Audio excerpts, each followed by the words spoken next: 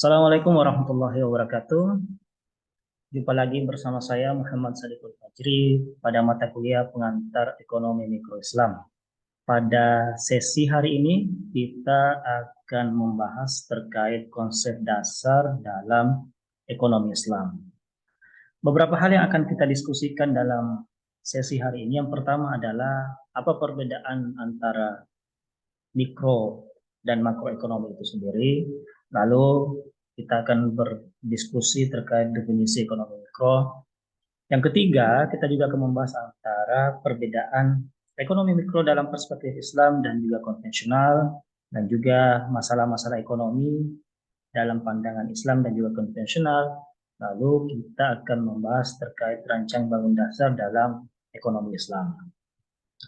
Nah, kita mulai dari materi yang pertama, yaitu apa sih sebenarnya perbedaan antara ekonomi mikro dan makro itu sendiri.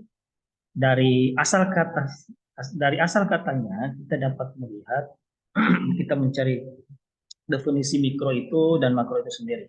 Mikro dalam Kamus Besar Bahasa Indonesia diterjemahkan menjadi sesuatu yang memiliki ukuran yang kecil. Sedangkan makro didefinisikan adalah sesuatu yang memiliki ukuran yang lebih besar, yang sangat besar. Nah, kalau kita menarik definisi itu ke dalam istilah ekonomi mikro dan ekonomi makro, maka kita mendapatkan jawabannya bahwa ekonomi mikro adalah sesuatu atau ilmu ekonomi yang membahas terkait dengan sesuatu yang ruang lingkupnya lebih kecil. Misalnya individual, pasar, dan lain sebagainya. Contoh dalam pembahasan ekonomi mikro itu lebih kepada individu itu sendiri, misalnya penawaran, permintaan, perilaku konsumen dan produsen, dan juga konsep pasar. Kalau ekonomi makro, ruang lingkupnya begitu sangat besar, maka ekonomi makro didefinisikan sebagai ilmu ekonomi yang membahas terkait sesuatu yang memiliki pengaruh begitu sangat luas. Misalnya terkait dengan pengangguran di suatu negara, pendapatan per kapita, lalu juga membahas terkait inflasi, ekspor dan impor, dan sebagainya. Sebuah analogi yang sangat dasar kalau kita membandingkan antara ekonomi mikro dan makro, yaitu ekonomi mikro itu dianalogikan sebagai pohon, sedangkan ekonomi makro itu adalah hutan. Jadi dari analogi ini kita mampu membedakan antara pengertian ekonomi mikro dan makro itu sendiri. Nah, definisi ekonomi mikro itu sendiri adalah ilmu yang mempelajari bagaimana setiap individu dalam unit ekonomi itu dapat berperan sebagai konsumen, pekerja, investor, dan lain-lain. Ekonomi mikro menjelaskan how dan why dalam pengambilan keputusan. Lalu bagaimana Islam memandang ekonomi mikro, dan juga bagaimana konvensional memandang ekonomi mikro itu sendiri. Dalam perspektif Islam, ekonomi mikro itu menjelaskan bagaimana sebuah keputusan diambil dalam suatu unit ekonomi dengan memperhatikan batasan-batasan syariah yang menjadi variabel utamanya. Jadi ketika dalam ekonomi mikro Islam itu landasan utamanya adalah syariah, hukum Islam. Lalu kemudian dalam perspektif ekonomi konvensional, ekonomi mikro didefinisikan sebagai perilaku individu dalam pengambilan keputusan yang bertindak sesuai dengan norma dan aturan menurut persepsi masing-masing. Jadi persepsi masing-masing, persepsi hukum positif, persepsi individu, dan lain-lain. Jadi ini yang membedakan antara ekonomi mikro dalam Islam dan konvensional. Nah, di dalam masalah-masalah ekonomi, ternyata terdapat perbedaan dalam perspektif Islam dan juga konvensional. Sering kita mendengarkan bahwa dalam masalah ekonomi misalnya terjadi kelangkaan, dalam perspektif konvensional dianggap bahwa kelangkaan itu terjadi akibat sumber daya yang terbatas dan kemampuan produksi menjadi terbatas juga. Karena sumber dayanya terbatas, maka produksi barang dan jasa itu menjadi terbatas juga. Tetapi di sisi lain, keinginan manusia dianggap tidak terbatas. Ini dalam perspektif ekonomi konvensional. Bagaimana dengan Islam? Salah satu ulama ekonomi Islam yaitu Bakir Al-Sadar menganggap bahwa eh, sumber daya itu hakikatnya melimpah dan tidak terbatas. Jadi Tuhan itu menciptakan alam bumi ini dengan banyaknya sumber daya untuk dinikmati dan tanpa ada batasan. Jadi bisa dinikmati tanpa ada batasan dan melimpah.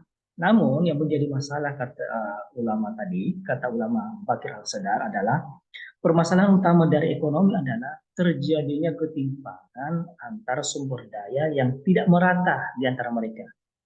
Dalam istilah ekonomi mikro disebut distribusi. Distribusi sumber daya alam itu, sumber daya itu yang tidak merata sehingga kemudian terjadi masalah dalam ekonomi. Jadi dari kedua sudut pandang ini kita jelas mampu membedakan bahwa Islam menganggap bahwa sumber daya itu tidak terbatas, sedangkan konvensional menganggap bahwa sumber daya terbatas. Dalam Islam masalahnya bukan pada sumber daya, tetapi masalahnya adalah distribusi sumber daya itu yang tidak merata. Lalu kemudian materi yang terakhir dalam sesi ini adalah kita akan membahas terkait rancang bangun dasar dalam ekonomi Islam. Jadi dalam ekonomi Islam itu yang menjadi fondasi utamanya adalah tauhid. Tauhid itu mengesahkan Allah Subhanahu wa taala. Lalu kemudian yang kedua adalah bersikap adil. Bersikap adil sesama makhluk. Yang ketiga adalah adanya prinsip-prinsip nubuwah. Prinsip nubuwah ini artinya ketika kita dalam bertransaksi misalnya, kita harus memiliki 4 sifat nubuwah. 4 sifat nubuwah itu artinya diantaranya adalah sidik, amanah, fatona, dan juga tabligh. 4 sifat ini yang harus kita miliki dalam bertransaksi dalam ruang lingkup ekonomi. Lalu kemudian bangun dasar juga adalah khilafah, artinya pengaturan yang yang secara sistematis. Artinya ekonomi itu harus diatur, ada pemerintahnya. Lalu kemudian bangun dasar yang terakhir yang menjadi fondasi adalah ma'ad atau hasil. Dalam ekonomi konvensional, ekonomi itu hasilnya itu adalah profit.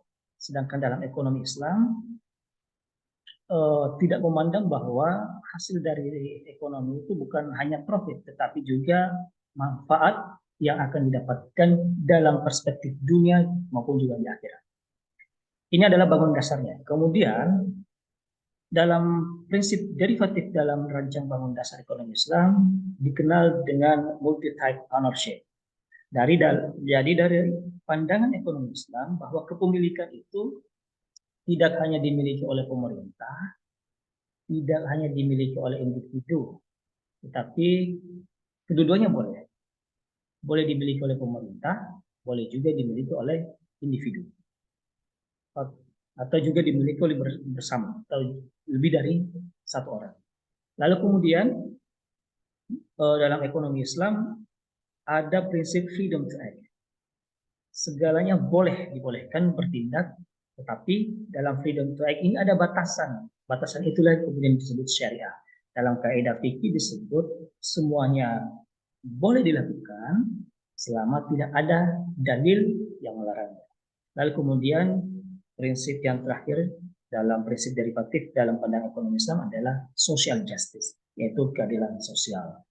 Nah, yang paling utama menjadi atap dari rancang bangun ekonomi Islam adalah perilaku, etika. Jadi ketika kita menjadi seorang produsen atau konsumen, maka yang paling diutamakan adalah akhlak atau etika. Etika yang harus ditunjukkan dalam bertransaksi. Etika yang harus lebih dijunjung tinggi ketika kita bermuamalah sesama manusia. Jadi ini adalah konsep dasar bangun Islam, konsep dasar ekonomi Islam dalam mata kuliah pengantar ekonomi mikro Islam. Kita akan berjumpa kembali pada sesi selanjutnya. Terima kasih. Assalamualaikum warahmatullahi wabarakatuh.